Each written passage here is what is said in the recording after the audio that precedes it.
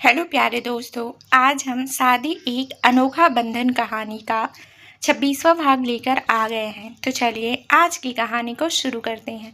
श्रवण जानता था विवान इस वक्त बेहद गुस्से में है। उसके पीछे भागा वो विवान के पैर से खून निकलने लगा था। जब अभी ताजा था श्रवण ने उसे पकड़ा तो विवान गुस्से में बोला, छोड़ मुझे श्रवण, आज मैं उसे नहीं छोड़ूंगा, छोड़। उसने श्रवण को धक्का दिया और जाने लगा कि श्रवण ने पीछे से आवाज दी, और क्या करेगा तू? मारेगा उसे? पर दीनानाथ को मारने से तेरे दिल को सुकून मिल जाएगा, सुकून मिलेगा तुझे। विवान का कदम रुक चुके थे। वह हैरानी से श्रवण को देखने लगा। तो श्रवण ने कहा, तुझे क्या लगा विवान कि सिर्फ दीनानाथ को ही मारने भाभी आई थी? नहीं, उस दीनानाथ के लिए नहीं, बल्कि उन मुजरिम के लिए आई थी जो दीनानाथ जैसे ना जाने कितने गलत काम करते हैं। वह जानती थी कि तुम कहाँ हो। उन्हें पता था कि तू किसी मिशन पर नहीं गया, पर और तब भी उन्होंने तुझे नहीं रोका। जानता है क्यों? क्योंकि उन्होंने अपने परिवार से ऊपर अपना देश चुना। तेरे इस कदम से सिर्फ एक इंसान को सजा होगी, तो जुड़े ना जाने कितने लोग और भी हैं उससे जुड़े। और अगर तुझे दीनानाथ को सजा देनी है तो दे, पर अभी भाभी को तेरी जरूरत है। रुक जा विवान, उसे जरूर होगी। श्रवण की बात सुन विवान कहीं बैठ गया। उसकी आंखों के सामने सौभाग्य, नव्या आने लगे। कितना खुश थे वो, और एक झटके में सब बदल गया था। श्रवण ने विवान के कंधे पर हाथ रखा तो विवान ने कहा, मीडिया में यह खबर फैला दो कि मैं और नव्या इस दुनिया में नहीं है। यहाँ तक कि किसी को भी इस बारे में खबर नहीं होनी चाहिए। यह बात सिर्फ और सिर्फ तुझ तक और राघव तक रहेगी। बहुत हो गया, खेल का अंत होगा अब। श्रवण उसे देखा तुझे विवान नव्या के कमरे में चला गया। इस वक्त उसके मन में क्या चल रहा था कहना बहुत मुश्किल था। एक तरफ उसकी वाइफ इस कंडीशन में थी और दूसरी तरफ अपने बेटी को खो दिया था विवान। वहीं नव्या के पास बैठ गया। सब कुछ बुरे सपने की तरह उसके सामने चल रहा था। उसने नव्या का हाथ पकड़ा और कहा, आई एम सॉरी नव्या, शायद इस बात के लिए मैं माफ़ी भी ना मांग पाऊँ। हर बार आपने मेरी वजह से किसी अपने को खो दिया। कैसे बता पाऊंगा मैं आपको? क्या कहूँगा कि जिस बेटी का बचपन देखना था, उसकी शैतानियाँ देखनी थी, आज उससे ही हम इससे आगे वो बोलने के बाद उससे आगे बात पूरी होती। वो बुरी तरह रोने लगा। श्रवण जो यह सब कैबिन के बाहर से देख रहा था, उसकी आंखों से भी आंसू बहने लगे। उसने मन ही मन नव्या और भगवान को देखते हुए कहा, आखिर कब तक यह दोनों को दर्द मिलेगा भगवान, कब तक? वहीं हॉस्पिटल में विक्रम की बात सुन अंकुश और नेहा हैरान थे। रागनी अपनी बात पूरी कर पाती कि तभी विक्रम आ गया, इसलिए वह उसके साथ अंकुश के कमरे में आ गई। अतुल को उसने मना किया, लेकिन वो धीरे धीरे आ गया था। रागिनी को अपने सामने देख अंकुश को एक बार फिर सब पुरानी बातें याद आ गई। रागिनी शायद यह समझ रही थी। उसने अंकुश से कहा, कैसे हो अंकुश, ठीक हो? रागिनी की बात सुन अंकुश ने बस हाँ में गर्दन हिला दी। तुमने मेरे अंकुश की जान बचाई, इसलिए थैंक यू, नेहा ने रागिनी को देखते हुए कहा। तो रागिनी बोली, मैंने वही किया जो मुझे करना चाहिए था। वह गलत काम किया मैंने। हर किसी को बस तकलीफ दी है, और आज मौका मिल रहा था कुछ सही करने का, तो मैं कैसे नहीं करती। किसी की जान लेना कितना आसान होता है, पर किसी की जान बचाना उतना ही मुश्किल। आज पता चल रहा है कि जब कोई अपना खतरे में हो तो कैसा लगता है। उसमें अतुल की तरफ देखते हुए कहा, रागिनी, आपने बहुत बड़े क्रिमिनल को पकड़ने में हमारी मदद की, उसके लिए आपका बहुत बहुत धन्यवाद। और साथ ही अतुल, आपका भी। सर, मैंने कुछ भी नहीं किया, बस आपकी जान बचाई। और अपनी जान बचाना तो सभी करते हैं। अपनी जान बचाई और अपनी जान को बचाना तो सभी करते हैं, अतुल ने कहा और चुप हो गया। पर नव्या और विवान हैं कहाँ? उनकी कोई खबर। हम जब सौभाग्य और अंकुश को ला रहे थे, उसी को दीनानाथ की आप दुनिया में पकड़ लिया। हमने बहुत कोशिश करी, पर खुद को नहीं बचा पाए और हमें पकड़कर वापस वहीं ले आए। वहां जाकर पता चला कि नव्या को ह्यूमंस बम बनाया गया है। यह सुनते ही सबके होश उड़ गए। नेहा गिर जाती है। अगर हम अंकुश ने उसे संभाला ना होता तो पता नहीं कि उसके बाद सब आपकी वहाँ कहाँ ले गए? हमारे साथ नहीं थी वो। नव्या विवान ने मुझे और अतुल को किसी तरह से वहाँ से बाहर निकाल दिया, पर वो नहीं निकल पाए। कहते कहते रागिनी की आंखें नम हो चली। नेहा अंकुश से लिपट गई, रोते हुए बोली, अंकुश। नव्या भाई की आवाज पर रो रही थी। अंकुश जैसे कुछ समझ ही नहीं पा रहा था, उसे जैसे कुछ भी समझ पाना मुश्किल था। वक्त अपने समय के साथ चल रहा था। यह बात अंकुश, नेहा या किसी के लिए भी एक्सेप्ट करने इतनी भी आसान नहीं थी। विक्रांत ने जहाँ पर धमाका हुआ था वहाँ पर सब पता किया, पर उससे कुछ भी नहीं मिला, और मिलता भी कैसे? विवान ने पहले ही सब कुछ क्लियर करवा दिया था। इस बार वह किसी को भी खतरे में नहीं डाल सकता था। इसी बीच आज 15 दिन हो चुके थे, लेकिन नव्या होश में नहीं थी। विवान रोज उसे देखता और यह सोचता कि कैसे उसे संभाल पाएगा। रागिनी ने दीनानाथ को पकड़ रखा था। विवान की नज़र अब हर उस इंसान पर थी जिसने दीनानाथ का साथ दिया था, छोटा या बड़ा। जो कोई भी इसमें शामिल था, विवान उसे नहीं छोड़ेगा। श्रवण के द्वारा उसे अंकुश की हेल्थ, नेहा के बारे में पता चलता रहता। विवान हॉस्पिटल में बैठा था, उसकी उंगलियां लैपटॉप पर थी कि तभी उसकी नज़र नव्या पे पड़ी। एकदम से वो चौंक उठा। नव्या को सांस लेने में परेशानी हो रही थी। वो भागकर नव्या के पास आया और कहा, नव्या। उसे इस तरह देख विवान ने तुरंत डॉक्टर को बुलाया। देखिए डॉक्टर, नव्या को क्या हो रहा है, देखिए प्लीज। उसके चेहरे पर डर और परेशानी साफ झलक रही थी। डॉक्टर विवान को थोड़ा पीछे किया, नव्या को चेक करने लगे। थोड़ी देर में उन्होंने नव्या को इंजेक्शन दिया और विवान से कहा, डोंट वरी, यह अच्छा साइन है, मैम जल्दी होश में आ सकती हैं, पर ध्यान रहे किसी भी तरह का प्रेसियस शॉक ना लगे। अभी उनकी बॉडी बहुत वीक है, ऐसे में अगर किसी भी तरह का शॉक लगा, कुछ भी कहना मुश्किल हो पाएगा। नव्या को चेक करके डॉक्टर जा चुके थे। विवान वहीं बैठ गया, नव्या के सिर पर हाथ फेरा और कहा, मुझे नहीं पता मैं आपको सच कैसे कह पाऊंगा, पर बहुत इंतजार हो गया आपका। उसकी मौत का दिन है नव्या, मैं आ रहा हूँ। हाँ, बहुत स्ट्रांग हूँ आप, मैं जानता हूँ आपका विवान बहुत जल्द लौटेगा। हमारी बेटी के कातिल पोस्ट की सजा देने जा रहा हूँ। उससे जुड़ी हर एक इंसान को ना पकड़ लिया, अब बारी है मेरे सामने आने की। विवान नव्या का माथा चूमा और वहां से गुस्से में निकल गया। आज क्या हुआ यह तो खुद कोई नहीं जानता था। विवान गाड़ी में बैठा और श्रवण को फोन लगा दिया। विवान का देख श्रवण तुरंत फोन उठा लिया और कहा, हाँ विवान, रागिनी का पता निकलवाना कहाँ से है? रागिनी का पता निकलवाना कहाँ है इस वक्त, और तुम सीधी हॉस्पिटल जाना। विवान की आवाज़ में गुस्सा साफ झलक रहा था, पर विवान श्रवण से कुछ कहना चाहे कि बीच में ही विवान बोल पड़ा, it's your seniors orders. Vivaan की बात सुन श्रवण ने आगे कुछ नहीं कहा, वो समझ चुका था। उसने हाँ कहा और फोन काट दिया। विवान गाड़ी चलाते हुए खुद से बोला, एक बार आपको माफ़ किया था, एक बार यह सोचा था कि आपका कहीं ना कहीं मेरे से रिश्ता है, पर नहीं, आप उस लायक ही नहीं है। अब सिर्फ आपको सज़ा मिलेगी, मुझे, मेरी नव्या को, मेरे परिवार को और मेरी बेटी को मुझसे छीनने की सज़ा। गाड़ी तेज़ रफ्तार में आगे बढ़ा दी। रागिनी अभी ऑफिस में बैठी काम कर रही थी। अतुल उसके कैबिन में आया, शायद उसे कुछ फाइल देने आया था। रागिनी उसे देखा और अपनी नज़र कम कर ली। उस दिन के बाद अतुल ने इस बारे में कोई बात नहीं की थी। चुपचाप अंदर आया और काम करने लगा। उसने एक बार भी रागिनी को नहीं देखा था कि तभी एक एम्प्लॉय अंदर आया और कहा, रागिनी मैम, आपसे मिलने कोई आया है। जब मैंने कहा कि आप अंदर जाकर बोला तो उसने मना कर दिया और बोला कि आपको ही आना होगा। एम्प्लॉय की बात सुन रागिनी और अतुल एक दूसरे को देखने लगे। रागिनी बोली, उसे जाने को कहा और खुद उठकर जाने लगी कि अतुल भी उसके पीछे पीछे चल पड़ा। इस बार रागिनी ने उसे कुछ भी नहीं कहा, क्योंकि वो उसकी बात नहीं मानेगा, ये बात वो जान चुकी थी। रागिनी बाहर आई तो गाड़ी में कोई बैठा। रागिनी को देखते ही दरवाज़ा खुल गया। रागिनी और अतुल को थोड़ा अजीब लगा। जानी पहचानी आवाज़ सुन रागिनी हैरान रह गई। उसके मुंह से निकला विवान। रागिनी के मुंह से विवान का जिक्र सुन अतुल भी हैरान रह गया कि तभी विवान ने कहा, बैठ जाइए।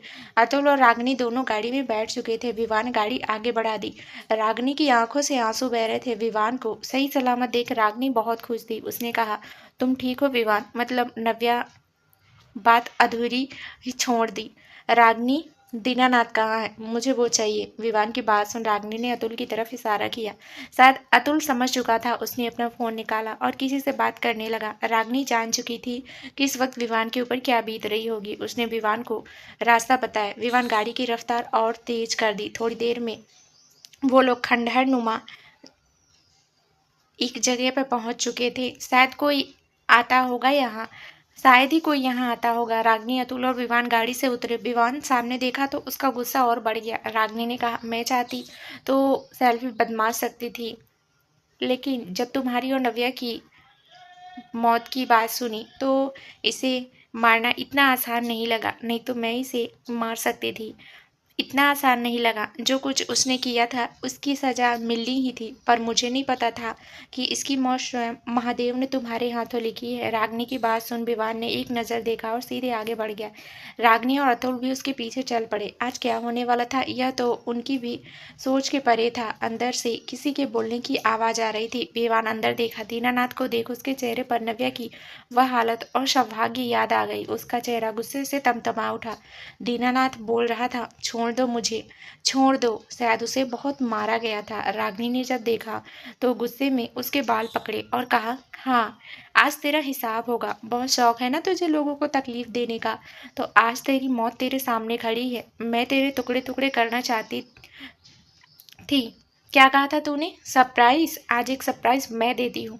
दीनानाथ की आंखें नहीं खुल रही थी कि तभी किसी ने उसके मुंह पे पानी मारा। रागिनी ने उसे छोड़ दिया और वह पीछे हट गई। शायद वो जानती थी आगे क्या होने वाला है। विवान दीनानाथ के सामने खड़ा था। उसने कहना शुरू किया, मेरे माँ बाप जाने के बाद मैंने आपको अपना सब कुछ माना, आपको इतना सम्मान प्यार दिया, और आपने मुझे धोखा दिया। नव्या को मुझसे अलग किया, नेहा को, शीतल, अंकुश को, उन्हें अलग किया। आपसे कहा था कि मेरे परिवार से दूर रहना। अगर एक भी खरोच आई उन्हें तो जान ले लूँगा। तो जितना मैं सोचता हूँ आप उससे कई सारे नीचे गिर जाते हैं। कहीं ना कहीं मुझे लगता था आप सुधर जाएंगे, कम से कम मुझसे तो प्यार करते हैं, मेरे लिए बदलेंगे। पर नहीं, आप तो उससे भी कई ज़्यादा नीचे गिर गए। जब मुझे पता चला कि आज जेल से छूट गए हैं तभी मुझे कुछ गड़बड़ लगने लगी थी। धीरे धीरे कुछ लड़कियां गायब होना, लड़कियों का गायब होना और अचानक से अंकुश का गायब हो जाना, यह उसके लिए विवान ने अपने हाथ में पकड़ी रॉड दीनानाथ पर मारते हुए कहा, मेरी नव्या को मारने की कोशिश, एक बार फिर मेरी जिंदगी से दूर करने की कोशिश। विवान लगातार दीनानाथ को मारे जा रहा था। आज सिर्फ दर्द बोल रहा था। क्या बिगाड़ा था मेरी बेटी ने तुम्हारा? क्यों? क्या? मुझे उससे क्यों किया? मुझे उससे दूर क्यों? जिसने अभी तक जिंदगी देखनी भी शुरू नहीं की थी, तूने उससे उसकी जिंदगी छीन ली। विवान मारे जा रहा था। उसका दर्द शायद इससे कहीं ज्यादा बड़ा था। दीनानाथ की हालत बुरी हो चुकी थी। विवान को इस तरह देख अतुल ने रागिनी से कहा, वह मर जाएगा, हमें विवान को रोकना होगा, वह मर जाएगा।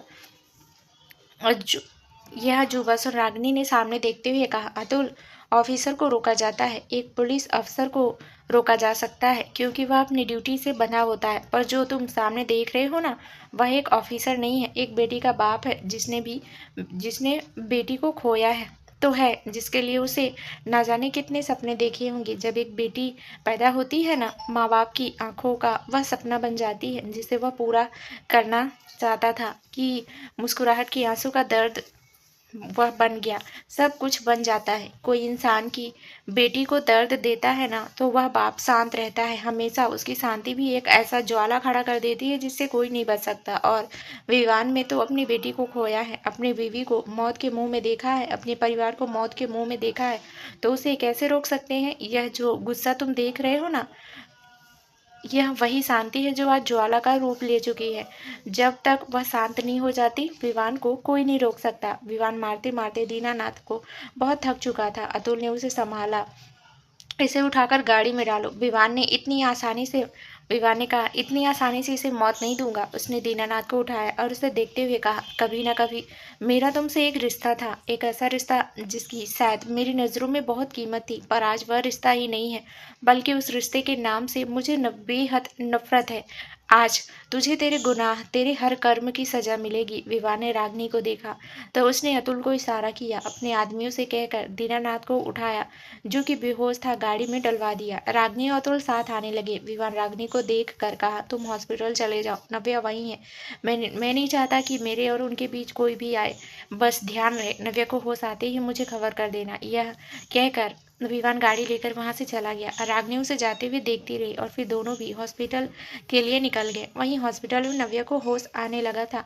नहीं, नहीं, नव्या नींद में ही बोले जा रही थी, नहीं, जाओ, आप जाओ, जाओ यहाँ से। नव्या को इस तरह बोलता देख श्रवण तुरंत अंदर आ गया। भाभी, भाभी, श्रवण ने नव्या को होश में लाते हुए कहा कि तभी अतुल और रागिनी वहां आ पहुंचे। श्रवण ने उन दोनों को देखा कि नव्या को देख रागिनी तुरंत उसके पास आई और श्रवण को कहा, जल्दी से डॉक्टर को बुलाओ, जल्दी। नव्या, शांत हो जाओ, रागिनी ने नव्या के सिर पर हाथ फेरते हुए कहा।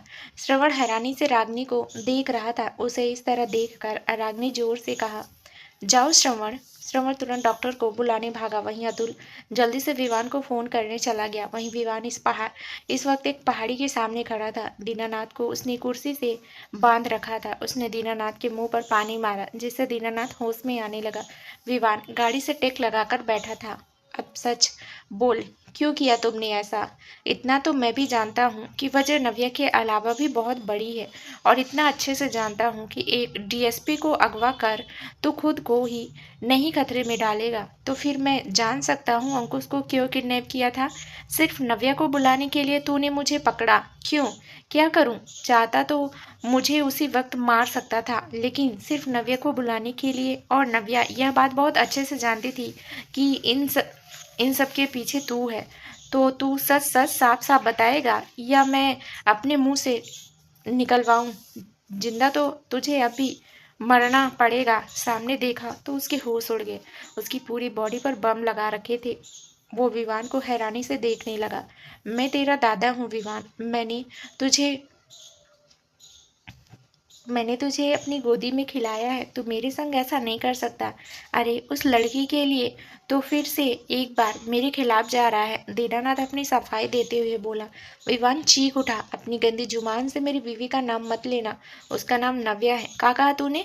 तेरा मेरे से कोई रिश्ता है? यह जोड़ने की कोशिश भी मत करना। मेरा रिश्ता तेरे से उसी दिन मर गया था जिस दिन तेरा सच मेरे सामने आया था। किसी इंसान की जान गई थी तेरी वजह से। किसी ने अपनी माँ की बेटी को तेरी वजह से खो दिया था, और आज तेरी वजह से एक बार फिर एक माँ ने अपनी बेटी और एक बेटी ने अपनी माँ बाप को खोया है। क्या कहा था तुमने? मैं तुझे क्या कहा था तुमने? कि तूने मुझे अपनी गोद में खिलाया है, तो तूने किसी की गोद उजाड़ दिया है। माफ़ी चाहिए ना तुम्हें? माफ़ी चाहिए? चलो मैं माफ़ कर दूंगा तुझे। मैं माफ़ करूंगा। विवान की बात सुन दीनानाथ बोल उठा। तुम जो बोलोगे मैं वह करूँगा, पर मुझे माफ़ कर दो। मैं अपने सारे गुनाह कबूल करूँगा। जो सज़ा तुम दोगे मानूंगा, पर मुझे माफ़ कर दो। तुम सज़ा देना चाहते हो ना? मैं तुम्हें सच भी बताऊंगा, पर मुझे माफ़ कर दो। मैंने यह सब सिर्फ नव्या को मारने के लिए नहीं, बल्कि उससे बदला लेने के लिए भी किया। जिसने मेरे सब कुछ बर्बाद कर दिया था, उसे मैं कैसे छोड़ सकता हूँ? इसलिए मैंने उसे मारने का सोच लिया। पर हर बार तुम उसे बचाने आ जाते। जिस तरह तुम्हारी अपनी बच्ची के मरने पर तड़प रहे हो, उसी तरह मैं भी तड़पा था, रोया था जिस तरह तुम रो रहे हो। लेकिन मेरी एक भी नहीं सुनी। मेरी आंखों के सामने मेरा बच्चा मुझसे दूर कर दिया, और तुम कहते हो मैं उसे माफ़ कर दूं? कैसे माफ़ कर दूं? बोलो विवान, कैसे माफ़ करूं? जैसे जिसे आप बच्चा बोल रहे हो ना, वह नव्या की माँ की वजह से नहीं, खुद आपकी वजह से दूर हुआ था। आपको क्या लगा मुझे सच नहीं पता? सब पता था मुझे। आप कभी अपनी माँ से प्यार करते ही नहीं थे। आपको चाहिए था तो बस बदला, क्योंकि उसकी माँ ने आपको छोड़कर उन्हें चुना था। शायद मैं यह बात सुन भी ना पाऊँ, और ना मैं चाहता हूँ कि उन्हें इस बात का भी कभी पता चले। जिसने यह बात जिसने यह बात पता की चले ना, कि जिसको अपना परिवार समझ रही है, वही नहीं साल उनके संग रही है। कितने साल उनके संग रही है, वह उनका कभी था ही नहीं। सुनना चाहते हैं कि सच क्या है? तो मैं बताता हूँ। दीनानाथ हैरानी से विमान को सुनने लगा। धोखा उन्होंने नहीं दिया, आपने उन्हें दिया था। जब उन्हें पता चला कि आप किन एक्टिविटीज़ में शामिल हैं, तो उन्होंने आपको समझाने की कोशिश की थी, पर आपने उनकी एक नहीं सुनी। और जब उन्होंने आपको छोड़कर जाने का फैसला लिया, तो आपने क्या किया? लड़की के संग उसको बदनाम कर दिया। जब आपके पास आए तो ठुकरा दिया। आज तक सब समझते रहे कि नव्या की माँ की मौत हुई है, पर सच यह भी था कि उस मौत के जिम्मेदार आप थे, और वह मौत आपने उन्हें दिया जब वह अपनी ज़िंदगी जी रही थी। गोपाल जी ने उनका उस समय हाथ थामा जब उन्हें किसी सहारे की जरूरत थी। तब भी आपको चैन नहीं पड़ा कि खुशियाँ उससे देखी नहीं गई, और आपने उन्हें मार डाला। पर जानते हैं, जो बच्चा समझ रहे हैं कि मर चुका है वो जिंदा है आपकी आंखों के सामने, पर आप ही उसे नहीं समझ पाए तो यह गलती आपकी है, उनकी नहीं। कहाँ है मेरा बच्चा? कहाँ जिंदा है? कहाँ है विवान? बताओ मुझे, कौन है? विवान खामोश हो गया। उसे इस तरह देख दीनानाथ बिखरते हुए बोला, मुझे एक बार मिलवा दो विवान, मैं तुम्हारे सामने हाथ जोड़ता हूँ, एक बार मिलवा दो। क्यों जाना है आपको? अब आपने खुद उसे मौत के मुंह में धकेलना चाहा, पर आप जानना चाहते हैं कि वह कहाँ है। अजीब नाटक है ना आपका, कभी प्यार दिखाते हैं तो कभी नफरत। जब आपने नव्य की माँ को छोड़ा उस समय वह प्रेग्नेंट थी, उन्होंने उस बच्चे को जन्म दिया था और इसलिए गोपाल जी उनका साथ दिया, पर आपने अपने ही बच्चे की जिंदगी में इतना काला रंग भर दिया कि आपको खुद समझ नहीं आया है। और उस जुर्म से बचने के लिए आपने खुद को ही इतनी गहरी चोट पहुंचाई, नाटक करवाया कि आप कोमा में हैं। शर्म आती है मुझे, शर्म आती है। मैंने कभी आपको कुछ अपना माना था, शर्म आती है। आपको यही आपकी यही सजा है कि आपको कभी भी अपने बच्चे के बारे में ना पता चले, कभी नहीं। और यह सभी सही नहीं है कि मैं बदला लेने के लिए यह कह रहा हूँ, बल्कि इसलिए क्योंकि उस बच्चे का नाम भी अगर आपसे जुड़ गया ना तो जी नहीं पाएगा। ये कहकर विवान चुप हो गया। उसने अपना मुंह फेर लिया। चाहकर भी वो वहां से नहीं मार पाया। कैसे कर पाता? कहीं ना कहीं दिल में उसका रिश्ता था विवान से। दीनानाथ को खोल दिया। आपकी सजा बस इतनी है कि आप जिंदगी भर मौत भी मांगेंगे ना तो भी आपको नसीब में नहीं होगी। चले जाइए यहाँ से, इतनी दूर कि कभी आपकी शकल क्या, आपकी परछाई भी यहाँ तक नहीं आनी चाहिए। मुझे आप मेरी ज़िंदगी में क्या, मेरी किसी भी नाम में आपका जिक्र नहीं आना चाहिए। क्या करूँ? आप जैसा नहीं होना खुदगर्ज। इतना सब कुछ होने के बाद, मेरी बेटी को खोने के बाद भी आपको मार नहीं पा रहा हूँ, और यह हक मुझे है भी नहीं, क्योंकि जिसकी ज़िंदगी आपने बर्बाद की है यह सिर्फ उसे ही होगा। इससे पहले कि मैं कुछ कर बैठूं, चले जाइए। विवान ने उन्हें छोड़ा और जैसे जाने के लिए मुड़ा, दीनानाथ की आवाज़ आई, तुम मुझे बताओ या ना बताओ, पर मुझे पता है और यही मेरी सज़ा होगी कि मैं कभी उसके सामने कभी मेरा जिक्र भी मत करना। तुमसे माफ़ी नहीं मांगूंगा, क्योंकि जो मैंने किया है वो शायद भगवान भी माफ़ ना करे, पर इतना ज़रूर कहूँगा, कभी उसे मेरा जिक्र मत करना।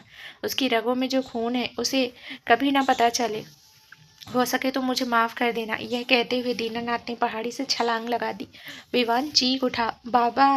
वहीं नव्या की हालत बिगड़ती जा रही थी। जब से वह होश में आई थी तब से बस विवान का नाम लेती और बेहोश हो जाती। भाभी की तबीयत बहुत ज़्यादा खराब है और विवान का कुछ पता नहीं कहाँ गया है।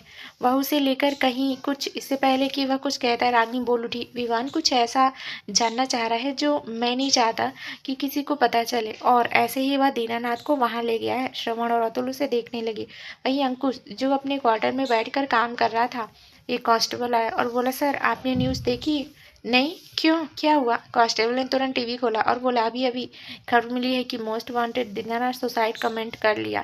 इसके पीछे की वजह भी अब तक पता नहीं चली, पर कहा जा रहा है कि अपने कर्मों और गिल्ट में वह इतना भर गया कि उसने सुसाइड अटेम्प्ट कर लिया। यह सुनते ही अंकुश चौंक उठा। टीवी पर वह पहाड़ी दिखाई जा रही थी जहाँ से दीनानाथ ने जान दी थी। अंकुश को कुछ समझ नहीं आ रहा था कि तभी उसके पास एक फ़ोन आया। अंकुश ने देखा तो अननोन नंबर था। अंकुश ने जैसे उठाकर हेलो कहा, सामने की आवाज़ सुनकर वो जम गया। विवान हॉस्पिटल आ चुका था। उसे देखकर श्रवण तुरंत उसकी तरफ भागा। उनके चेहरे पर कोई भाव नहीं थे। उसे देखकर सब समझते थे कि क्या हुआ। किसी ने कुछ नहीं कहा कि तभी श्रवण भागता हुआ उसके पास आया और बोला, विवान। विवान ने उसे देखा कि श्रवण ने कहा, भाभी। श्रवण के मुंह से भाभी सुनते ही विवान तुरंत एक कमरे की ओर भागा। श्रवण और अतुल अतुल भी जाने लगे कि रागिनी ने रोक लिया और कहा, आप किसी को जाने की जरूरत नहीं है, वह संभाल लेगा। दोनों सामने देखने लगे। विवान जैसे ही अंदर आया, नव्या चीख रही थी, छोड़ो मुझे, मुझे विवान के पास जाना है, मुझे छोड़ो। नहीं, मुझे उनके पास जाना है, मुझे विवान के पास जाना है, मुझे मेरी बेटी के पास जाना है। कहाँ है वह? कैसी है? तुम बोलते क्यों नहीं कुछ? मुझे उनके पास जाना है। नव्या चिल्लाए जा रही थी। उसको बोलता देख विवान की आंखें नम हो गई। नर्स ने विवान को देखा। वह कुछ कहती कि विवान ने चुप रहने का इशारा किया तो वह चुप हो गई। वह धीरे धीरे नव्या के पास आया। नर्स ने नव्या को छोड़ दिया था। नव्या जैसे ही पलटी विवान को देख के उसकी आंखों में नमी उतर आई। उसने उसे छूकर देखा, जैसे सच करना चाह रही हो कि विवान उसे देखने लगा। नव्या ने कहा, आप ठीक तो है ना, आप ठीक तो है ना। वह उसे छू कर बस देखना चाह रही थी। विवान उसे देख रहा था। उसने नव्या को गले लगा लिया कि तभी वह एकदम से बोली, विवान देखिए ना, कब से कह रही हूँ सबसे, मुझे सौभाग्य से मिलना है, मेरी बेटी, हमारी बेटी से मिलना है, पर ये लोग मिलने नहीं दे रहे हैं। आप तो मिले, आप तो मिले आना ना। तो कहाँ है, लेकर आइए ना उसे, मुझे सिर्फ गले लगाना है उसे। ठीक तो है ना वो। विवान बोलिए ना, आप खामोश क्यों हैं, बताइए ना मुझे। विवान तब भी चुप रहा। उसे चुप देख नव्या को हल्का सा गुस्सा आ गया। उसने कहा, मत बताइए, मैं ही जाकर मिलूंगी। नव्या जैसे ही जाने के लिए उठी, एकदम से उसे चक्कर आ गया। वह भी ठीक नहीं थी। विवान ने उसे संभाला। कहाँ जा रही हैं आप। कहीं नहीं जाएंगी। विवान ने उसे कस के पकड़ रखा था। नहीं, मुझे सौभाग्य से मिलना है, और आप मुझे क्यों रोक रहे हैं, बताइए विवान। आप क्यों नहीं मिलवा मिलवाने दे रहे हैं। कहीं सौभाग्य को कुछ हुआ तो नहीं ना। आप सच क्यों नहीं बोलते, बताइए विवान, कहाँ है सौभाग्य। वह अब की बार जोर से बोल उठी। विवान जानता था उसके लिए ये आसान नहीं है। उसने नव्या को कस के पकड़ते हुए कहा, नव्या, हमारी बेटी इस दुनिया में नहीं रही। जैसे ही विवान ने यह शब्द कहे, नव्या ने उसे धक्का दे दिया, जिससे वह लड़खड़ा गया। आप ऐसा कैसे कह सकते हैं, क्या कह रहे हैं, आपको मालूम भी है। नहीं, मेरी बेटी को कुछ नहीं हो सकता। आप झूठ बोल रहे हैं, आप झूठ बोल रहे हैं ना, उसे कुछ नहीं हो सकता। मुझे उससे मिलना है, मुझे अभी मिलना है। देखना, मुझे देखेगी ना तो खिलखिला के हंस पड़ेगी। आप जानते नहीं हो हमसे बहुत आप जानते ही नहीं हो उसे, बहुत शरारती है, वह ऐसे नहीं मानेगी। मुझे उससे मिलना है। नव्या ये कहकर जाने लगी कि विवान ने उसे पकड़ा, पर वो खुद छुड़ाने की कोशिश कर रही थी। विवान ने उसे कस के पकड़ा हुआ था। नर्स भी नम आंखों से वहां से चली गई थी। नव्या बहुत देर तक कोशिश करती रही, पर विवान ने उसे नहीं छोड़ा। उसका दर्द और वो समझ रहा था। आखिरकार नव्या बुरी तरह से रोने लगी। उसने कसकर विवान को पकड़ा हुआ था। आखिर एक बार फिर उसने अपने किसी को खोया था, और इस बार वो उसका अंश थी। विवान ने उसे रोने दिया। शायद आंसू में उसका दर्द निकालना चाह रहा था। क्यों मेरी बेटी क्यों, क्या बिगाड़ा था उसने, उनका उसे क्यों क्यों मारा उसे। सौभाग्य बुरी तरह से नव्या रोए जा रही थी। विवान ने नव्या को बेड पर लिटाया, पर नव्या बुरी तरह से रो रही थी। आज ना ही वो उसे समझा सकता था, ना ही कह सकता था। आखिर उसके अंदर का दर्द इतना बड़ा था, जो उसने खोया था उसे वापस नहीं लाया जा सकता था। नव्या की हालत बहुत बुरी हो चुकी थी। विवान जब महसूस किया कि उसकी पकड़ ढीली होती जा रही है, तो उसने देखा वो बेहोश हो चुकी थी। विवान घबरा गया। उसने तुरंत डॉक्टर को आवाज़ लगाई। विवान की आवाज़ इतनी तेज थी कि पूरा हॉस्पिटल गूंज उठा। श्रवण तुरंत रागिनी उसकी आवाज़ सुन कैबिन की ओर दौड़ पड़े। डॉक्टर ने नव्या को चेक किया। कुछ देर चेक करने के बाद बोले, इन्हें गहरे सदमे की वजह से बेहोशी हो गई है। मैंने आपसे कहा था कि इन्हें किसी भी तरह का स्ट्रेस ना दें, फिर कोई भी ऐसी बात जो इन्हें परेशान करे ऐसी नहीं करनी है। फिर आपने ऐसा क्या कह दिया जिसकी वजह से यह इस हाल में पहुंच गई। फिलहाल तो मैंने ये दवाइयाँ दे दी हैं, पर ध्यान रहे अब किसी भी तरह की परेशानी या फिर स्ट्रेस नहीं होना चाहिए, वरना यह कोमा में भी जा सकती हैं। डॉक्टर कैबिन से जा चुके थे। विवान वहीं सोफे पर बैठ गया। उसे समझ नहीं आ रहा था अब क्या करे। ना जिसने अभी अभी अपनी बेटी तो खोया हो, और अब उसका प्यार जिंदगी मौत से लड़ रहा था। विवान पूरी तरह टूट चुका था। श्रवण ने उसे संभाला। विवान, संभाल खुद को, तुझे खुद को संभालना होगा भाभी के लिए। विवान कुछ कहता कि तभी दरवाजा खुला। उस शख्स पर हर कोई उसे देख हैरान था, सिवाय विवान के। उसे कोई होश नहीं था। वह व्यक्ति सामने देखने लगा। उसकी आंखों में आंसू बहने लगे। उसने नव्या को देखा और फिर सामने बैठे विवान को। श्रवण एकदम से उठ खड़ा हुआ। जो कुछ कहता कि उस कमरे में एक आवाज़ गूंज उठी। सब जो वहाँ खड़े थे वह हैरान रह गए। श्रवण कुछ कहता तो उस व्यक्ति ने विवान को देखते हुए कहा, बचपन से लेकर आज तक हर चीज़ मुझे बताया। छोटी से छोटी बात आकर मुझे कही, और आप आज इतनी बड़ी बात हो गई मुझसे कहना, तो मुझे बताना भी ज़रूरी नहीं समझा। कैसे कर सकती हो। जानते हो कि यह एक महीना हमने कैसे बिताया। अरे हम तो जिंदा रह रह कर मर गए थे। वह घर में नेहा एकदम लाश उनकी लाश बन के रह गई थी। उनके रह गया था। ना कुछ बोलती है वह, ना कुछ बोलती है, ना कुछ कहती। क्यों किया ऐसा, बोल, मुझे क्यों किया। विवान चुप रहा। हर कोई अंकुश का गुस्सा समझ रहा था, आखिर रिश्ता ही ऐसा था। विवान ने उसे देखा और कुछ नहीं कहा, बस उसके गले लग बुरी तरह से रोने लगा। उसको रोता देख सबकी आंखें नम हो गई। अंकुश ने भी उसे गले लगा लिया। वो जानता था उसने क्या क्या क्या खोया है। दोनों कुछ देर ऐसे ही खड़े रहे। विवान ने कहा, देख अंकुश, मैंने खो दिया इसको, हमेशा खुशी देने की सोची थी, उसे इतना बड़ा गम दे दिया। मैंने खो दिया, कैसे कैसे उसका सामना करूं। उसे पता चला तो उसकी यह हालत हो गई। मैं कैसे संभालूंगा उसे, कैसे संभाल लूंगा। हमेशा मेरे अपनों ने उसे बस तकलीफ दी है और आज फिर उसे इतना बड़ा दर्द दे दिया। कैसे कर पाऊंगा अंकुश, कैसे। अंकुश उसे गले लगा लिया और कहा, मैं हूँ, हम हैं, सब संभालेंगे। बहुत स्ट्रांग है वो, इतनी जल्दी नहीं टूट सकती। तेरे लिए हमारे लिए आना ही होगा ना, ठीक हो जाएगी, अंकुश ने कहा। तो विवान थोड़ा शांत हुआ। पर आपको पता कैसे चला अंकुश कि हम सब और विवान नव्या। श्रवण की बात सुन, अंकुश ने कहा। विक्रांत का यह कहना था कि नव्या और विवान अब इस दुनिया में नहीं है, तो मुझे कुछ समझ नहीं आया। दिल मानने को तैयार ही नहीं था। मैं जानता था विवान जब तक नव्या के साथ है उसे कुछ नहीं होने दे सकता, पर इन दोनों का यह खबर मुझे समझ नहीं आ रही थी, इसलिए मैंने रागिनी और अतुल पर निगरानी रखी। इसलिए नहीं कि मुझे उन दोनों पर कोई शक था, बल्कि इसलिए क्योंकि दीनानाथ को एकदम से गायब हो जाना यह मेरे लिए बहुत बड़ा सवाल बन गया था। वह आया तो था एयरपोर्ट पर, देश छोड़कर वह नहीं गया था, पर मेरे साथियों ने कुछ एयरपोर्ट में जानकारी लेने की कोशिश की। तब वहाँ के अथॉरिटीज़ इस बात से मुकर गई थी कि दीनानाथ यहाँ आया था। अब मेरा दिमाग ठनक रहा था। नव्या और विवान का यह खबर एकदम चलना और फिर दीनानाथ का गायब होना कहीं ना कहीं कड़ियाँ जोड़ रहा था। बाद में मुझे पता चला कि अतुल को भी चोट आई है और मैं तुम्हें समझ चुका था कि यह दोनों ठीक है, पर कहाँ इस बात की खबर मुझे नहीं थी, और होती भी कैसे, क्योंकि जब तक कि दोनों में से कोई यह जान ही नहीं सकता था। आज जब मेरे आदमियों ने रागिनी को किसी के संग जाते हुए देखा और उसके बाद दीनानाथ का अटेम्प्ट सुसाइड की खबरें आना, मुझे सब समझ आने लगा। और मेरे हाथ में मुझे बताया जब दीनानाथ की मौत हुई तो वहाँ कोई और भी था, पर क्योंकि दूर होने की वजह से विवान को नहीं देख पाए और मैं यहाँ आ गया वर्तमान समय। और क्योंकि बहुत से ऐसे लोग थे जो कि दीनानाथ से जुड़े हुए थे, उन्हें भी हमें अभी देखना था। इतने इतने समय तक ये बात तुमने छुपा के रखी थी। नेहा, जो पूरी बात सुनी, अंकुश की तरफ घूरते हुए बोली, इसका मतलब तुम्हें पता था और तुमने मुझे बताया भी नहीं ना। मुझे तो बता सकते थे, मुझे क्यों नहीं बताया, उसने अंकुश को लगभग डांटते हुए कहा। यार मेरी क्या गलती, मुझे तो खुद विवान ने बाद में बताया। तुम अपने भाई को बोलो, मुझे भी उसने बाद में बताया था। मैं बहुत गुस्सा हुआ था, बताया ना, और तुम मुझ पर गुस्सा हो रही हो, यह तो गलत बात है। तुम्हें तो खुश होना चाहिए कि मैं आज तुम्हें यहाँ लेकर आया। पति की तो कोई वैल्यू ही नहीं है, उसने मुंह बनाया और बैठ गया। इस हरकत को देखकर विवान ने मुक्का उसके कंधे पर जड़ दिया।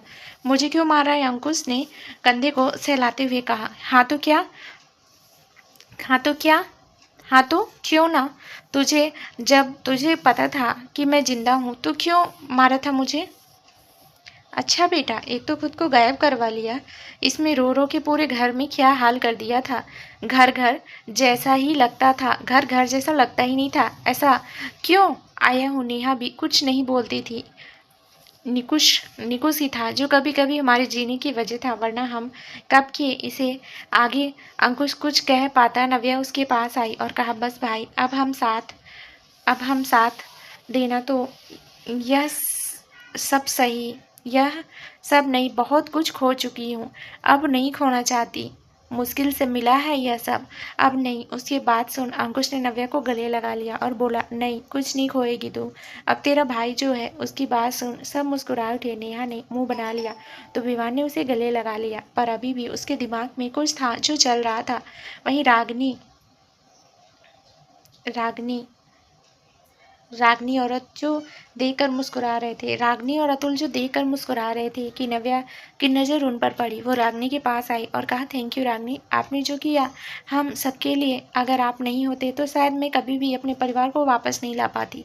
Thank you. उसकी बात सुन रागनी हल्का सा मुस्कुराती और कहा, नव्या मुझे थैंक यू मत बोलो, मैंने जो भी किया अपने लिए किया, तुम जानती हो, मैंने हमेशा से बस अपना सोचा, अपने लिए करना चाहा। मेरे को यही लगता था पैसा देने की पैसा ही सबसे बड़ी ताकत है। उसे हम हर किसी को खरीद सकते हैं, चाहे सामान हो या इंसान। इस भीड़ ने मुझे वह बना दिया जो मैं शायद ही नहीं थी। किसी का हक छीना था मैंने, किसी की माँ तो किसी से उसका पिता। फिर मुझे वैसे कुछ मिल सकता था। मैं नफरत करती थी विवान से, क्योंकि मुझे लगता था उसने मेरा सब कुछ छीना, मुझसे सब कुछ मेरा छीन लिया। उससे नफरत करने लगी थी मैं। मेरा भाई तुमने मारा था, पर नहीं, नव्या में गलत थी। तुमने पर एक दोषी को सजा दी थी, उस दोषी को जिसमें किसी की बहन के संग गलत किया था। अच्छी चीज पर हमारा हक नहीं होता, वह कभी हमारा नहीं होता। ना ही रमेश से मेरा कोई रिश्ता था, ना मुझे हक था। मैं विवान और तुमसे माफ़ी मांगने लायक तो नहीं हूँ, पर फिर भी तुमसे माफ़ी मांगती हूँ। जानती हूँ तुमने जो खोया है वह इतना आसान नहीं है, पर इतना मैं भी जानती हूँ कि तुम बहुत स्ट्रांग हो। लेकिन नव्या, जिसके पीछे तुम अपना दर्द छुपा रही हो, एक बार इसे बहने दो, कोशिश करो नव्या। रागिनी ने उसे गले लगा लिया। विवान, अंकुश, नेहा सब हल्का सा मुस्कुरा दिए। मैं आपको माफ़ कर पाऊंगा या नहीं ये तो मैं नहीं जानता रागिनी, पर इतना ज़रूर कहूँगा, जब भी आपको मेरे परिवार की ज़रूरत होगी हम खड़े होंगे। आप जब चाहें तब आ सकती हैं। विवान ने पहली बार रागिनी से कहा था। रागिनी के लिए यही बहुत था। उसने कहा, अब मुझे जाना होगा, अपना ध्यान रखना, और ज़रूरत पड़े तो तुम मुझे कभी भी फ़ोन कर लेना। मैंने आप सबकी टिकट करवा दी है, मेरी गाड़ी आप सबको एयरपोर्ट छोड़ देगी, प्लीज़ मना मत कीजिएगा, उसने कहा और वहाँ से चली गई। अतुल भी सबको नमस्ते किया और वहाँ से चला गया। चलो चलो, आज घर जाना है, आज सही मायनों में घर लगेगा। नेहा की बात सुन सब मुस्कुरा उठे। श्रवण, अंकुश, नेहा और विवान, नव्या, सब लोग वापस दिल्ली के लिए निकल चुके थे। नव्या खामोशी से बैठी थी। इस वक्त उसके मन में क्या चल रहा था यह कह पाना बहुत मुश्किल था। उसने सबके सामने तो खुद को मजबूत बना लिया था, अंदर ही अंदर पूरी तरह टूट चुकी थी। तभी उसकी नज़र अपने पास बैठे एक कपल पर गई। अपने बच्चों के साथ खेल रहे थे वो। उसे देख उसकी आंखें भर आई। आखिर एक माँ भी चाहे कितना भी किसी के सामने वो खुद को मजबूत दिखाने की कोशिश करे, माँ का दर्द कोई नहीं बदल सकता। विवान जो बहुत देर से देख रहा था, उसने नव्या को गले लगा लिया। दोनों ने ही कुछ नहीं कहा। शायद इस खामोशी की वजह दोनों ही समझ सकते थे। जब सब ने उन्हें देखा तो हल्का सा मुस्कुराए उठे। श्रवण ने कहा, यह समय हम दोनों के लिए बहुत मुश्किल है, फिर मुझे विश्वास है कि यह दोनों जब तक साथ हैं ये हर मुसीबत से लड़ सकते हैं। श्रवण की बात सुन अंकुश ने कहा, यही तो ताकत है इन दोनों की। सब उन्हें देखने लगे। नेहा ने अंकुश के कंधे पर अपना सिर रख लिया। आप कहीं मत जाना। नहीं, नहीं होगा मेरे से, उसकी आवाज़ से डर साफ झलक रहा था। नेहा के कहने पर अंकुश ने प्यार से कहा, कहीं नहीं जाऊंगा, हमेशा आपके साथ हूँ और रहूँगा, बस एक जगह जाना पड़ेगा। नेहा हैरानी से देखी, तुमने कुछ बोला? अरे, हेडक्वार्टर तो जाना ही पड़ेगा ना, वरना मेरा क्या होगा? आप मेरी बॉस हैं, पर मैं तो उनका भी बॉस देखना पड़ता है ना। उसकी बात सुनकर नेहा ने मुंह बना लिया और कहा, आपकी जॉब ना कभी कभी मुझे मेरी दूसरी पत्नी लगती है, पर कोई नहीं, प्यार करते हैं। अगर किसी और को देखा ना तो आपको आपकी ही ऑफिस में बंद कर दूंगी, फिर कहना छोड़ दो मुझे। ना बाबा ना, मुझे तो आपके ही पास रहना है, अंकुश ने कहा और नेहा को गले लगा लिया। रागनी इस तरह करने से अतुल उसे हैरानी से देखा था। उसे समझ नहीं आ रहा था कि हो क्या रहा है कि रागनी उससे अलग हुई और उसे देखने लगी। अभी भी नहीं कहोगे? आई नो, मेरा पास्ट से तुम्हें भले ही कोई फ़र्क नहीं पड़ता, पर एक सच यह भी है, मैं किसी के गुनहगार रही हूँ। जिस प्यार के लिए मैंने इतना कुछ किया, उसी प्यार ने मुझे तोड़ दिया। रमेश का धोखा मुझे हर पल मुझे मेरी गलतियों की सज़ा याद दिलाता है।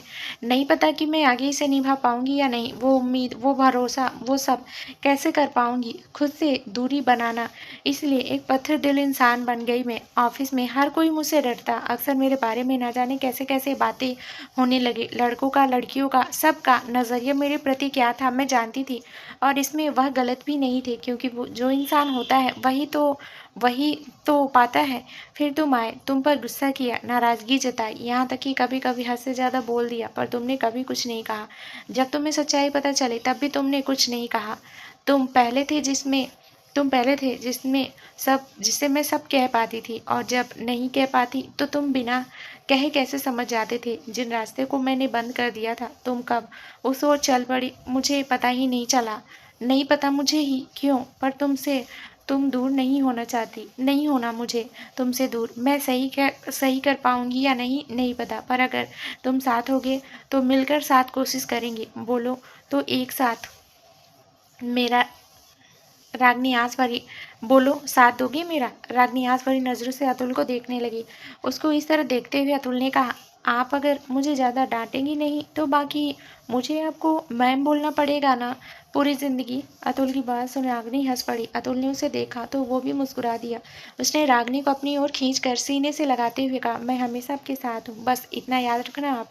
उसकी बात सुन रागनी ने भी उसे कस के पकड़ लिया। अतुल के चेहरे पर मुस्कान खिल उठी कि तभी उसने रागनी को खुद से अलग किया और कहा, पर मुझे जाना तो हो।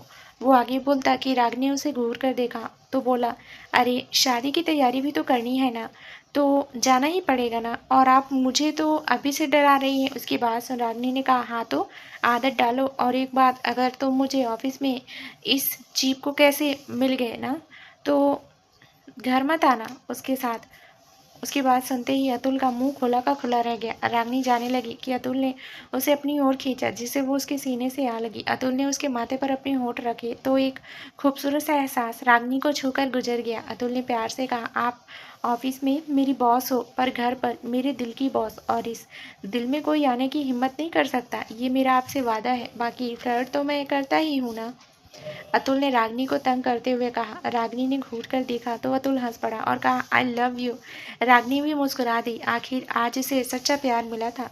सब लोग दिल्ली वापस आ चुके थे। नव्या जैसे ही घर के अंदर कदम रखी, अनवी भाग कर आकर उसके गले लगकर रो पड़ी। शायद श्रवण ने उसे बुला लिया था। इतने वक्त से अंकुश और नेहा दिल्ली में थे, पर जब से अंकुश को पता चला था वो नेहा को लेकर गोवा रहा था और वहीं उसने हेडक्वार्टर में काम किया था।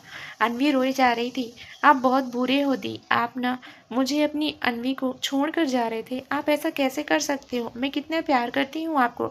आपने आगे से ऐसा किया ना तो देखना मैं आपसे जीजू से किसी से बात नहीं करूँगी। वो रोते रोते शिकायत कर रही थी। विवान और बाकी सब समझ रहे थे। नव्या ने अनवी के सिर पर हाथ फेरा और प्यार से श्रवण से बोली, श्रवण ये अनवी ही है ना? मुझे तो कोई और ही लग रही है। अनवी हैरानी से उसे देखने लगी तो श्रवण ने कहा, हाँ भाभी मुझे भी ऐसा ही लग रहा है। ये मेरी अनवी तो नहीं है, ये तो रोतुलू हो चली। मैं ना ज़रा लंदन में देख कर आता हूँ। श्रवण की बात सुन अनवी ने घूर के उसे देखा और बोली, अच्छा तो तुम लंदन जाओगे? उस अमली के पास? जाओ जाओ, आपके हाथ तोड़ दूंगी। अनवी ने कहा तो श्रवण ने मासूमा सा चेहरा बना लिया, जिसे देखकर सब हंस दिए। ये है मेरी अनवी, विवान ने कहा और उसे गले लगा लिया। आप ठीक हो ना जीजू? ऐसा मत किया करो आप दोनों, वरना देख लेना अगली बार ना दी को और आपको बांध के रख लूंगी मैं, और फिर आप अनवी से छूट नहीं पाएंगे। बिल्कुल साली जी, आप बांध लेना अब से, कह कर जाऊंगा। नेहा और अंकुश भी उसके गले लग गई। आप दोनों ठीक हो ना? जब मुझे पता चला तो मैं बहुत डर गई थी। यह घर मेरे आना मेरे लिए मुश्किल हो गया था ना। मैं वहाँ आ सकती थी और ना मैं कुछ जानती थी। जब आप मुझे छोड़कर नहीं अब आप मुझे छोड़कर नहीं जाना। लो ये लो। फिर रोतुलू बन गई भाभी, श्रवण ने अनवी को छेड़ते हुए कहा तो एक बार फिर सबके चेहरे पर मुस्कान आ गई। तभी काका निकुश को लेकर आ गए। निकुश को देख नेहा की आंखें नम हो गई। काका ने उसे निकुश को उसकी गोद में दिया तो नेहा ने उसे गले लगा लिया। एक अंकुश भी ये देखकर खुश था। सब निकुश की हरकतों को देखकर सबके चेहरे पर एक मुस्कान ला दी। नेहा नव्या के पास आई और विवान उसे देखने लगा। सब उसे ही देख रहे थे। नेहा ने कहा, नव्या मैंने तेरे से वादा किया था कि मैं सौभाग्य। एक पल को फिर खामोशी छा गई। नेहा ने आगे कहा, पर मैं नहीं कर पाई नव्या। मैं तेरा दर्द तो कम नहीं कर सकती, कोई नहीं कर सकता। एक माँ का दर्द कम पर बांट तो सकती हो ना, इसलिए निकुश। वो आगे कहती कि नव्या बीच में बोल पड़ी, नहीं नेहा, निकुश तेरा बेटा है। मैं ये नहीं कह रही कि मेरा उस पर हक नहीं है। हक है, पर मैं अपने दर्द में एक माँ की खुशियाँ कैसे छीन लूँ, कैसे ले लूँ? मैं जानती हूँ अगर निकुश को मैं ले लूँगी तो तू कुछ नहीं बोलेगी, बल्कि अपने कदम पीछे ले लेगी। लेकिन ऐसा नहीं करना, क्योंकि एक माँ और बच्चे के बीच आने का हक किसी का नहीं होता, फिर वो कोई अपना अपना ही क्यों ना हो। और तूने एक बार कहा था कि मेरा हक तेरे से पहले है निकुश पर, तो मेरी एक बात मानेगी? सब नव्या को देख रहे थे, पर विवान कहीं न कहीं उसकी बात समझ रहा था। उसकी आंखें नम होने लगी थी। नव्या ने निकुंज को गोदी में लिया। उसकी छोटी-छोटी उँगलियां नव्या के चेहरे पर चल रही थी, जिससे नव्या के चेहरे पर एक मुस्कान खिल गई। उसने कहा, आपको पता है, आपकी माँ और पापा ना बहुत बहुत अच्छे हैं। आपकी बुआ को इतना प्यार करते हैं कि आपको ही खुद हमें देने के लिए तैयार हो गए। इन्हें ना आप खूब डांटना। अरे ऐसे थोड़ी होता है कि आपकी बुआ वाला टैग हमसे ले लो। अरे भाई, माँ से बचाने वाली पापा के संग मस्ती और उन्हें तंग करने के लिए बुआ का होना ज़रूरी है ना। और फिर छुप छुप कर आपको आपकी पसंदीदा चीज़ कौन खिलाएगा? मैं। और फिर एक खड़ूस की होते हुए दूसरी खड़ूस अच्छी नहीं लगेगी ना। और आपकी फूफा जी वो तो सच में कोर्ट यहीं खोल देंगे, इसलिए मैं तो आपकी बुआ ही रहने वाली। आपके साथ खूब खेलूंगी, खूब शैतानियाँ करूंगी। आपकी फूफा जी को हम आपकी फूफा जी के साथ हम मिलकर खूब तंग करेंगे, उन्हें सबको खूब तंग करेंगे। आपको सॉरी बोलना आपकी बहन को मैं बचा नहीं पाई, पर आई प्रॉमिस आप जितनी मस्ती उनके संग करते ना, उससे बहुत सारी हम करेंगे। नव्या की आंखें नम थी। वहाँ खड़ा हर कोई नम था। उसने निकुंज का माथा चूमा तो निकुंज भी मुस्कुराने लगा। विवान को आज अपनी नव्या पर गर्व हो रहा था। उसकी आंखों में नमी आ गई। सबने नव्या को गले लगा लिया। विवान ये देखकर बस मुस्कुरा रहा था। श्रवण और अन्वी का कमरा। श्रवण अन्वी के पास बैठी थी। अन्वी, बहुत अकेली बहुत अकेली हो गई थी मैं। श्रवण, वहाँ रहना आपके बिना मेरे लिए इतना मुश्किल होगा मैंने सोचा नहीं था। आपने तो कह दिया था कि मैं ना आऊँ। वहाँ रहना मेरे लिए बहुत मुश्किल था। हर दिन हर पल ऊपर सबके लिए दुआ करती थी। ऊपर से जब आपका फ़ोन आया घर आ रहे हो तो मेरा सब कुछ मिल गया। बहुत मिस किया तुम्हें बिना किसी बच्चे की तरह। अन्वी ने श्रवण से चिपकते हुए कहा, मैंने भी तुम्हें बहुत बहुत मिस किया था। पता है, हम सब वहाँ थे पर तुम यहाँ अकेली थी। सबसे ज़्यादा आई एम सॉरी कि मैं कॉल नहीं कर पाया, क्योंकि अगर ऐसा करता तो बहुत मुश्किल हो जाती। आई एम सॉरी, मैं तुम्हें अकेला नहीं करना चाहता था, पर उस वक्त नव्या विवान अंकुश को बचाना बहुत ज़रूरी हो गया था। वो आगे बोलता कि अन्वी ने उसके होठों पे उंगली रख दी। श्रवण हैरानी से अन्वी को देखने लगा तो अन्वी ने कहा, मुझे आपसे कोई शिकायत नहीं श्रवण, आपने जो किया वो मुझे प्रोटेक्ट करने और हमारी फैमिली के लिए किया, तो नाराज़गी कैसे? हाँ, अगर आप बिना इन्हें लिए आते ना तो मैं आपको घुसने ही नहीं देती, समझे आप? अन्वी ने कहा तो श्रवण ने कहा, अच्छा तो आप मुझे एंट्री नहीं देती? श्रवण ने अन्वी को बाहों में भरते हुए कहा, बिल्कुल नहीं देती। अन्वी भी उसी तरह से बोली। ओके, तो मैं क्या करता? मैं चला जाता आपसे। वो आगे बोलती कि अन्वी ने उसे घूरते हुए कहा, पहली बात मैं जानती हूँ आप हमारे परिवार को कुछ नहीं होने देते, और दूसरा आप मेरे हो और अन्वी का जो है वो दूर जा ही नहीं सकता। उसने कहा तो श्रवण ने उसे अपने सीने से लगा लिया और बोला, बिल्कुल आपका है और आपका ही रहेगा। अन्वी के चेहरे पर मुस्कान खिल उठी। अंकुश और नेहा का कमरा। नेहा निकुंज को सुला चुकी थी। अंकुश जैसे ही कमरे में आया उसकी नज़र नेहा पर गई। कितना कुछ बदल गया था इन दिनों में। अंकुश अंदर आया और सीधे बाथरूम में चला गया। नेहा उसे देखती रही। थोड़ी देर में जब अंकुश बाहर आया ही था कि नेहा उसके गले आ लगी। अंकुश ने देखा तो मुस्कुरा उठा। वो उसके सिर सहलाने लगी कि नेहा ने कहा, आई एम सॉरी अंकुश। उसकी आवाज़ में नमी थी। अंकुश ने उसे अपने से अलग किया और कहा, क्यों, क्या किया तुमने जो तुम सॉरी कह रही हो? तुमसे इतने दिन बात नहीं की। कितना अकेला लगा होगा तुम्हें। नेहा की बात सुन अंकुश एक पल उसे देखता रहा, फिर जोर से हंस पड़ा। उसे हंसता देख नेहा हैरान रह गई कि अंकुश ने कहा, मुझे तो बड़ा अच्छा लगा। कितनी शांति सी थी, तुम तो लड़ती भी नहीं थी मेरे से। सोच रहा था ये वाली अच्छी है या वही मेरी पुरानी वाली। अंकुश की बात सुन नेहा ने उसे गुस्से से देखा और उसके सीने पर मारती हुई बोली, मैं तुम्हारे लिए इतना परेशान हुई और तुम हो कि ऐसे बोल रहे हो? ओके, तुम्हें शांति चाहिए ना, अब मैं बोलूँगी नहीं तुमसे। नेहा जाने लगी कि अंकुश ने उसे पकड़ कर खींचा और अपने से लगाते हुए कहा, बस यही चाहिए था मुझे, तुम्हें तंग करना। मिस किया मैंने, और तुम्हें सॉरी कहने या फेल करने की कोई ज़रूरत नहीं है नेहा, क्योंकि मैं जानता हूँ तुमने क्या कुछ सहा है। माफ़ी मुझे मांगनी चाहिए। जब भी तुम्हें हमारे बेटे को मेरी ज़रूरत थी तो मैं वहाँ नहीं था। अच्छा, तो आप क्या समझते हैं एक डीएसपी की बीवी इतनी वीक है? आप ना भूल रहे हो, मुझे ना मार्शल आर्ट्स आता है।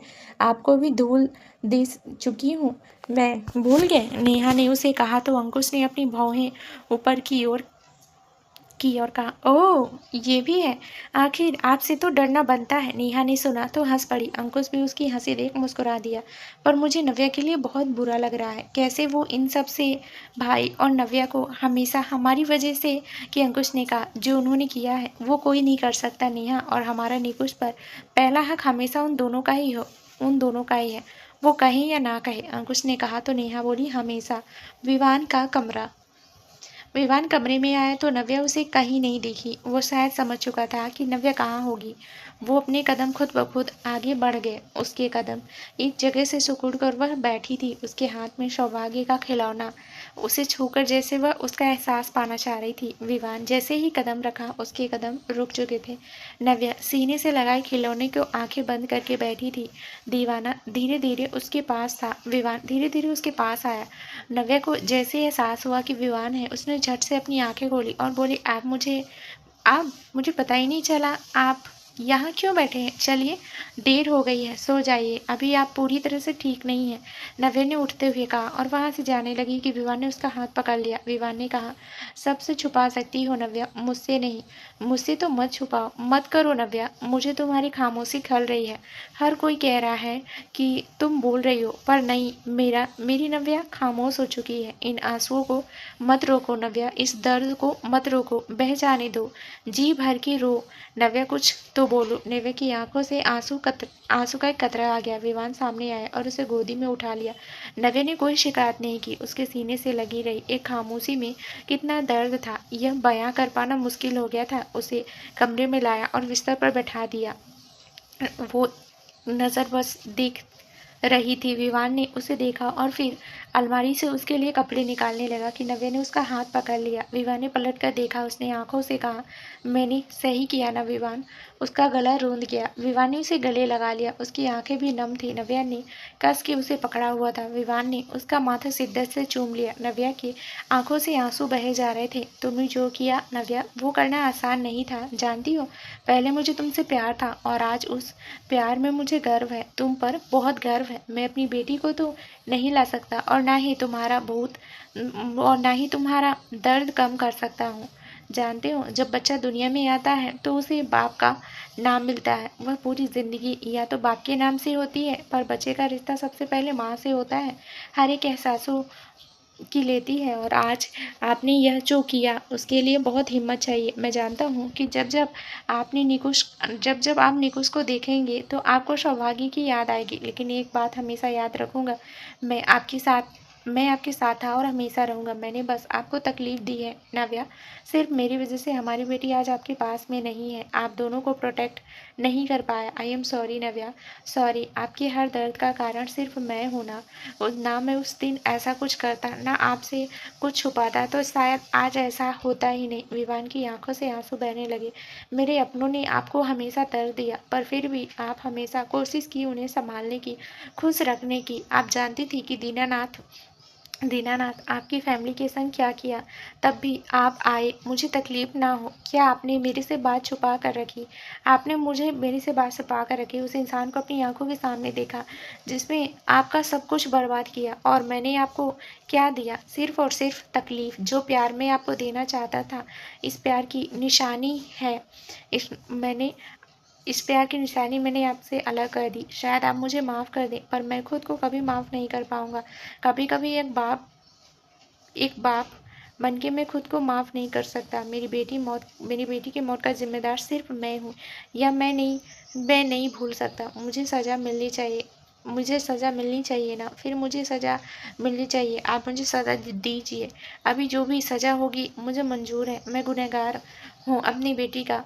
जिस उम्मीद में उसे अपनी गोदी में खिलाना चाह रहा था, उसके लिए क्या क्या नहीं सोचा था। वही उम्मीद, वही भरोसा आपने मेरे पर किया था, और मैंने क्या किया? आपका भरोसा तोड़ दिया, अपनी बेटी का विश्वास तोड़ दिया। एक बेटी जब अपने बाप के संग दिया तो वह दुनिया में सबसे आप बेटी के संग रहती है तो वह दुनिया में सबसे सुरक्षित मानी जाती है। उसे लगता है कि चाहे कुछ भी हो जाए, उसके पापा उसके साथ हमेशा ढाल बनकर रहेंगे। मैं अच्छा पापा नहीं बन पाया। आपने कहा था मैं बनूंगा, पर मैं फेल हो गया। I am failure. नहीं बन पाया, मैं अच्छा नहीं बचा पाया। बच्चा। वो आगे बोलता कि नव्या ने उसके मुंह पर उंगली रख दी। विवान उसे देखने लगा। आप ऐसा सोच भी कैसे सकते हैं विवान? मैं मानती हूँ कि जो हुआ वह नहीं होना चाहिए था, लेकिन इसमें आपकी कोई गलती नहीं है। तो बस किस्मत की, शायद मेरी किस्मत में माँ का सुख नहीं है। पहले मुझे माँ का सुख नहीं मिला और अब मुझे नहीं मिला। यह जब नेहा ने नुकुश को मुझे गोदी में दिया तो मन करा कि उसे सीने से लगा लूं, पर विवान मेरे से नहीं हुआ। ये ऐसा नहीं था कि निकुश से मैं प्यार नहीं करती, बहुत प्यार करती हूँ, और भाई और नेहा उसे मुझे सौंप भी देते विवान। पर मैं कैसे किसी के बच्चे को उसके माँ बाप से दूर कर सकती हूँ? कैसे? नेहा और भाई ने मेरी वजह से बहुत कुछ देखा है। दीनानाथ मुझे मारने के लिए मेरे परिवार को हत्यारा बनाया, और मैं भूल नहीं सकती। अगर आपको कुछ हो जाता तो सोचा आपने मेरा क्या होता? आपने नहीं सोचा विवान। क्यों क्यों नहीं बताया मुझे सब कुछ? सच क्यों मुझसे छुपाई थी? इतनी बड़ी बात क्यों? आपने कहा था, क्या मेरे पीछे भी कुछ नहीं छुपा होगा? फिर भी इतनी बड़ी बात, फिर भी आपने इतनी बड़ी बात छुपाई। आप जानते हैं आपको उस हालत में देख मेरे पर क्या बीती? एक पल ऐसा लग रहा था जैसे मेरी मौत हो रही है। आप हमेशा ऐसा करते हो, हमेशा। इस बार भी आपने यही किया था, और इस बार भी कहाँ जाएंगे? बताइए मुझे, छोड़कर कहाँ जाएंगे? जब चले जाइए मुझे छोड़कर। चाहिए मुझे आपसे बात ही नहीं करनी है, जाइए मुझे छोड़कर। नव्या रोते रोते शिकायत करने लगी थी। हमारी बेटी भी यह बर्दाश्त नहीं करेगी कि आप उसके मम्मा को छोड़ कर जाओ। और हमारी बेटी मरी नहीं है विवान, वो शहीद हुई है। उसकी इतनी बड़ी शहादत को मैं बर्बाद नहीं होने दूंगी। वह हमेशा चाहती थी कि मैं मुस्कुराऊं, और मैं वहीं पर हूँ, और आप कह रहे हैं कि मैं छोड़कर जा रहा हूँ? झूठ बोल रहे हैं। फिर भी आप मुझे अपनी ज़िंदगी आती है ना, और ज़िंदगी कभी आपको छोड़कर नहीं जा सकती। और अगर जा रही है तो मेरी सांसें भी अपने साथ ले जाएगा। किसी अपनी बेटी को खोने के बाद मैं किसी और को नहीं खो सकता। मैं ये नहीं कह रही कि मुझे वक्त नहीं लगेगा, शायद समय लगे, पर अगर आप मेरे साथ होंगे तो दर्द को बांट ना पाऊँ, पर उस दर्द से निकल पाऊँ। मत जाइए। मर जाऊंगी मैं, मर जाऊंगी मैं। नव्या बुरी तरह से रोने लगी। यही तो चाहता था बेटा, उसका दर्द। यही तो चाहता था विवान, उसका दर्द जो उसने बंद कर लिया था, वो रुलाना ज़रूरी था। विवान आज उसे रोने दिया। आंसुओं के इस एक सैलाब में एक माँ का दर्द निकल रहा था विवान की बाहों में। वो रोई जा रही थी। बहुत देर बाद विवान ने नव्या को अलग किया। आंखें आंसुओं से भर चुकी थी। विवान ने उसकी पलकों को चूम लिया। नव्या अभी भी उससे लगी हुई थी, और धीरे से कहा, कभी नहीं जाऊंगा नव्या, मैं आपको छोड़कर जा ही नहीं सकता। शांत हो जाइए। तो दोस्तों, क्या नया ट्विस्ट होगा आगे इस कहानी में, ये जानने के लिए इस कहानी का अगला भाग जरूर सुनिए, जो बहुत ही जल्द इस चैनल पर प्रसारित कर दिया जाएगा। धन्यवाद दोस्तों।